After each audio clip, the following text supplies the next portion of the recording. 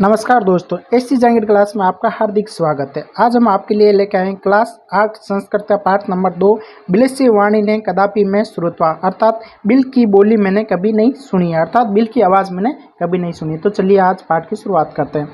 कश्चिन वने खरनकर नामक सिंह परिवसति। कश्चन किसी वन यानी जंगल के अंदर खरनकर नाम का सिंह परिवसति यानी रहता था। से कदाचित स्थिते परिभ्रमण श्रुत्वा है ना, शायद वे इधर उधर घूमते हुए भूख से पीड़ित हो गया था। न किंचित आहार प्राप्त, नहीं यानी नहीं, किंचित यानी कहीं भी किसी भी प्रकार का आहार यानी भोजन प्राप्त यानी उसको प्राप्त नहीं हुआ। ततः यानी वह सूर्यास्त समय यानी शाम के समय एकामेति गुफा दृष्टवा, एक गहरी गुफा को क्या करता है, दृष्टो यानी देखना होता, देखा है। से अचिंत्य यानी से यानी वह, अंचित यानी सोचता है। नूनम एतसे गुहाया रात्रो कोपी जीव आगछति, यूनियन इस गुहा के अंदर जरूर रात में कोई जीव आता होगा। आगछति यानी आना, अतः यानी इसलिए, अत्रैव निगुडो ब्रुत्वा तिष्यामि इति, इसलिए मैं क्या करता हूँ, यहाँ छिप करके बैठ जाता हूँ। शाम को जैसे ही इस गुफा का स्वामी आएगा तो मेरा भोजन बन जाएगा। अतिस्मिन अंतरे गुहाया स्वामी दधिपुच्छ नामक संगाल समागच्छ।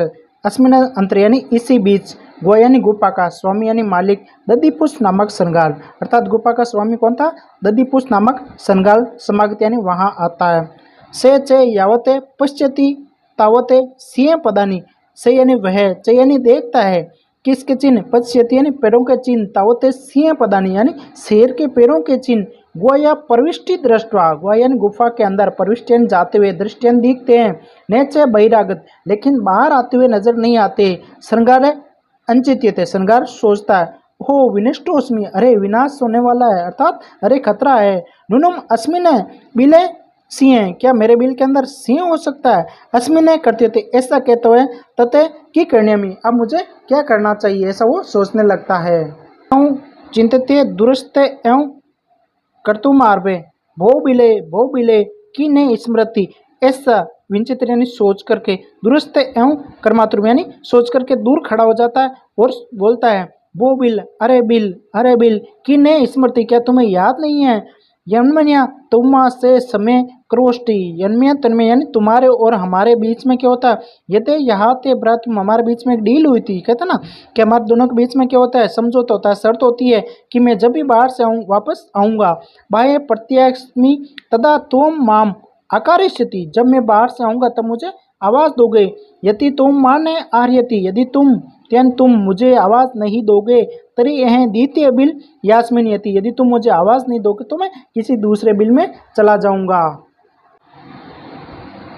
अतः एतश्रुवे सिंह अंचति, ऐसा सुन करके सिंह यानी शेर, अंचित यानी सोचता है कि नून में सा गुहा स्वामी ने सदा आहान करोती, हो सकता कि ये गुफा हमेशा अपने मालिक को आवाज़ लगाती होती, परंतु मैं बदियाती यानी मैं यानी मेरे वेश से न किंचित वदती, आज मेरे वेश से कुछ आवाज़ नहीं निकाल रही, अथवा साधितम उच्यते, इसलिए कहा गया है कि भय संतृष्ट मनसा हस्त पादाकनी क्रिया, कि भय से डरे हुए मन वाले के हाथ और पैर क्या करते हैं, क्रिया करने लगते हैं, अर्थात कांपने लगते हैं। प्रबोधते ने वाणिज्य वेब सूच्यादि तो भवेद, क्या कहते हैं उसके अंदर, कि वाणी भी ठीक से काम नहीं करती, अर्थात उसका घबराहट है वो बढ़ जाती है, उसका शरीर कांपने लग जाता है।